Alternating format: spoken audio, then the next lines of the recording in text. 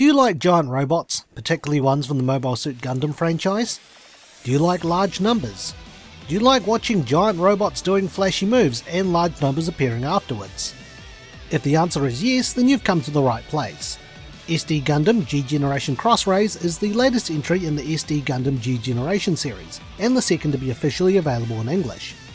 Unlike the previous entry, SD Gundam G-Generation Genesis, which focused on Gundams and mobile suits from the main Universal Century line, SD Gundam G-Generation Cross-Rays focuses more on the alternate universe Gundam series, with the main focus being on Gundam Wing, Gundam Seed Destiny, Gundam 00, and Iron-Blooded Orphans. The game is a tactical strategy game similar to Super Robot Wars, in which you control units known as mobile suits on a grid to attack enemies in turn-based gameplay. But is the game any good? Find out in The Good. The gameplay of Cross-Rays is a huge step up from previous games, especially with some of the quality of life changes. In previous games, in order for pilots to get stronger, you would need to earn ace points, which could be done by replaying stages over and over, and to speed up the process, making sure your pilot of choice is the one making the most kills. In Cross-Rays, you can instead spend your capital, or in-game money, to raise your pilot's stats and teach them skills. Money can be obtained by replaying stages, but you can also send your teams out on real-time quests, which can reward you with skills, experience, money, items, and mobile suits that you can use or salvage. By completing stages and certain quests, you can get an item which will reduce quest times by 30 minutes, and you can stack multiple of them to finish quests faster. This makes trading your favourite characters more manageable, or you can just do what I did and just take supporting characters who don't really fight in the series and make them monstrous powerhouses. You can also raise your mobile suit's experience and then upgrade them through development once they reach a certain level, or exchange them for something completely different. This does however make the game easier, though I appreciate having these features added in. Another thing I also liked was having raid teams. In previous games, teams needed to be consistent of a warship, a master unit, and up to 2 teams, each with team leaders. Once your team starts running low on EN, which you need to perform attacks, they need to return to the ship for a turn so that their EN, and if they've taken damage, their HP can be restored. You can get accessories and skills for your team which can resupply EN and HP, but only within an area. With raid teams though, they replenish more EN every turn, and if units are next to one another, they can also regain HP, which makes them a more viable option. But the drawback to this is that you have less units to send out, and pilot skills can only benefit themselves instead of a group. Another benefit of raid groups is the link-up attacks. In previous games, for multiple units to attack, your unit needed to be near the master unit or their team leader or warship. While this is still present in this game, in a raid group, no matter how spread out your units are, they can engage in a link-up attack on multiple enemies so long as they are in range of a unit in the group. So you could split up your group and have them all attacking multiple units on opposite ends of the map. You can only do this once per turn, and the unit starting the attack will take the 30 EN cost.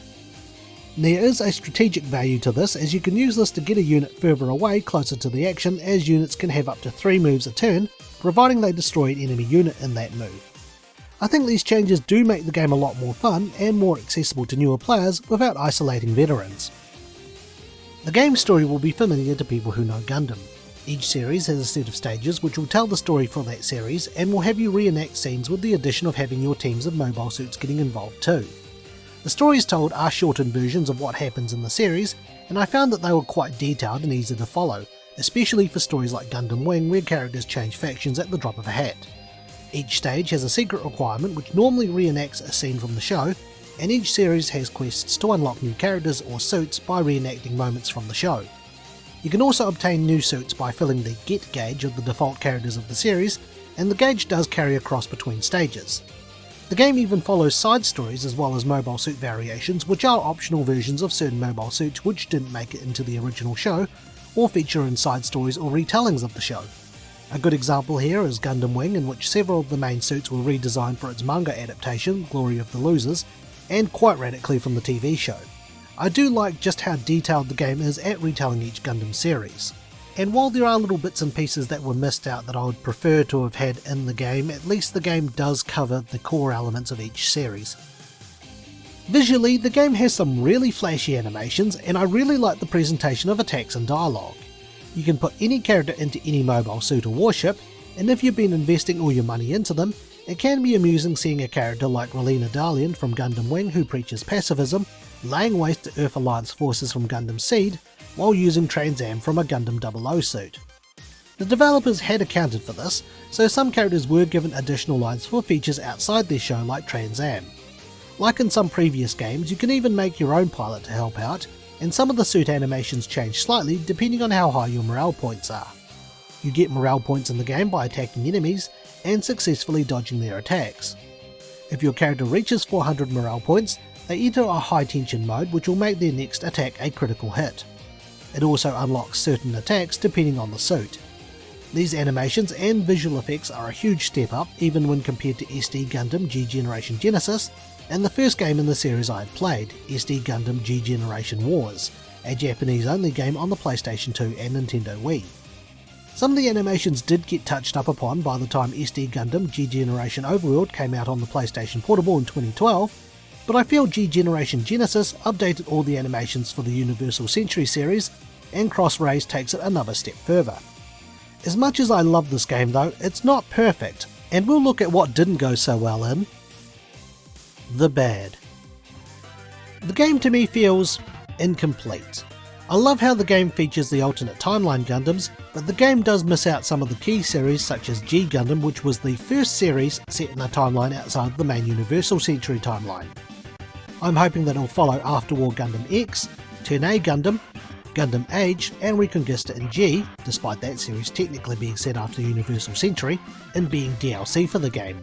But why do these series have to be DLC when they could have had stories and have been part of the main game to begin with? Instead, you're given quests to unlock the characters and the mobile suits from those series. I felt that some of the side stories / series in the game should have been DLC, and for the game to focus on the suits from the more established series over things like mobile suit variations. The only other issue, and it's a minor one to me, is that some of the characters sometimes repeat themselves in a single battle animation. I also feel that the translation for what they're saying is slightly off sometimes, but I can live with that. The game does slow down noticeably whenever I finish a raid link-up attack, and one suit in particular when I complete an attack does sort of glitch out a little bit on me, but again I can live with that. Other than that, there isn't much else for me to complain about here, so let's wrap it all up with the opinion. I've really enjoyed the near 200 hours I've put into the PC version of this game. While some people have had less than stellar experiences with bugs and issues with the game's performance, I found the time I've spent with the game to be reasonably bug-free, with the exception of one map closing on me whenever I went to attack, though by verifying the integrity of the game's files in Steam, that solved the issue. As someone who's spent years playing Super Robot Wars games and being right into Gundam, the G Generation series is a lengthy but rewarding experience, and I recommend it to anyone who's into Super Robot Wars and prefers Gundam as their chosen mechs. The gameplay of G Generation Cross-Rays is more accessible if you're entering the series for the first time, and makes for a good refresher on the non-Universal Century Gundam series. The game is also very flashy and pretty, and a lot of attention to detail was put into animations and pilot interactions. However, without the DLC, the game feels very incomplete, and the lack of G Gundam in the base game really lets me down here. Nonetheless, I would still recommend this game, as I feel that this has now set the bar for the series going forwards, and it would be nice for the Universal Century series to receive that same treatment too. Or well, you could just go back to the way it was before, and just include everything. So with that, it's time for my rating. I would give SD Gundam G Generation Cross-Rays the TV version of the Ultron Gundam out of 10. Thanks for watching, and stay tuned for the next Infinite Backlog review. If you enjoyed today's review, feel free to check out some of our other videos and subscribe for more. You can also follow us on Twitter, Instagram and our Facebook page. Once again, thank you for watching.